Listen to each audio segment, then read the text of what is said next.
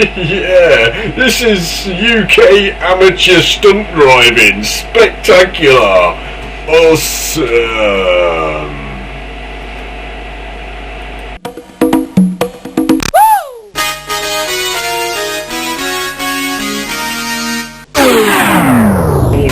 I started screaming and I managed to get out through the bumper bit, and I thought, is it like casualties? There's some dead bodies in there, because you hear about that all the time. And so the headlights were still on, the engine was still going? And there was oil leaking out from the bottom where all the underneath of the car had fallen out.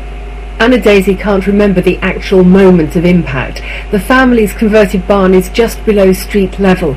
It crashed through the double-layered outer wall and then through into the bedroom. And have you any idea what saved you? Well, my wardrobe was there and it did fall on top of me, which probably stopped all the bricks banging me in the head, and I was fast asleep, so I was curled up in my duvet. And the door is like a heavy fire door, so it stopped it coming in so much.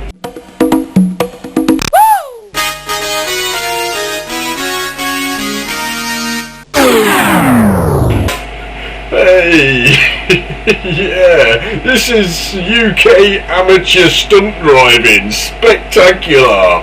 Relative was leaving the driveway, reversing out, and got her foot stuck on the accelerator, full throttle. The car swept round in an arc and came over the pavement, demolished the bush here, and straight into the side wall of the bungalow, causing extensive structural damage. The 91-year-old driver is still recovering after the ordeal. She's a member of the Advanced Motorists Association. I'm very surprised, in fact, that she's had this accident, because she's always been a very careful driver. And she's obviously deeply shocked by what's happened.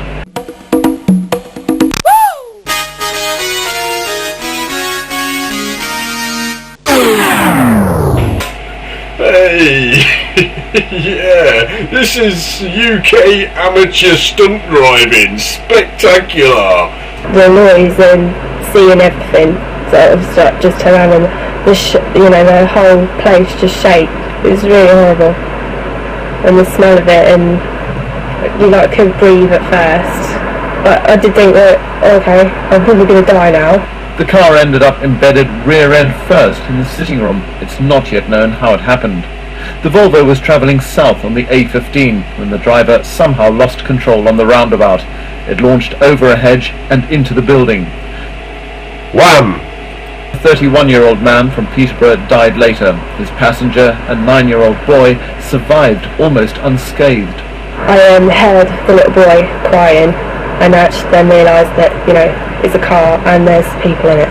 When my daughter phoned, it was disbelief, not sinking in. Tragically, her life's been lost, and it could have been 3. I think we're all still a bit in shock. The fact that a car could fly through the air and go into a first floor room window. Police have already started an investigation, but this will only heighten local concerns about private homes being so close to a busy dual carriageway. Alex Dunlop, BBC News.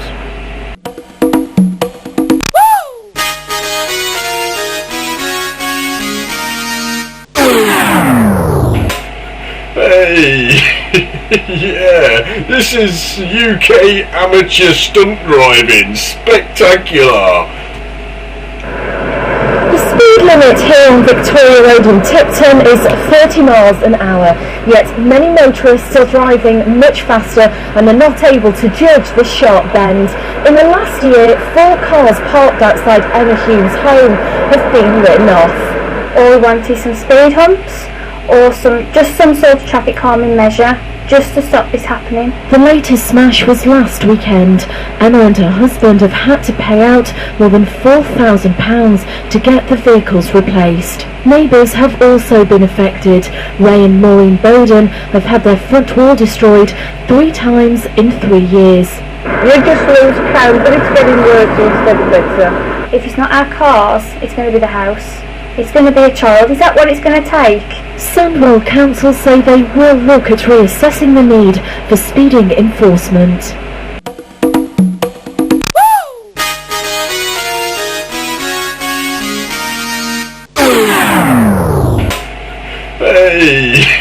Yeah, this is UK amateur stunt driving. Spectacular. 2 police officers have been injured, one of them seriously after their patrol car left the road and crashed into the side of a house in mid-Bedfordshire.